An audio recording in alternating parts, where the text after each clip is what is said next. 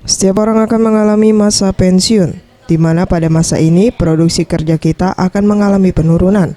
Untuk itu, mempersiapkan segala keperluan kita untuk menghadapi masa pensiun sangatlah penting. Dengan kata lain, sejak dini atau sejak muda adalah langkah terbaik untuk mempersiapkan menghadapi masa pensiun. Menurut Ian Sulistyo, pengamat ekonomi di Sumsel mengatakan, untuk mempersiapkan masa pensiun dengan benar, para pekerja selambatnya telah mempersiapkan diri 10 tahun sebelum masa pensiun itu datang.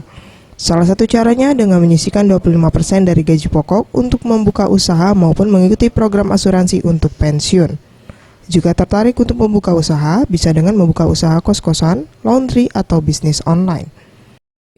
Persiapan mereka itu mereka sangat belum siap begitu kan. Jadi beberapa fakta yang saya dapat itu di lapangan itu kebanyakan rata-rata pensiunan PNS di Indonesia ini ujung-ujungnya mereka menjadi beban bagi keluarganya atau keturunannya.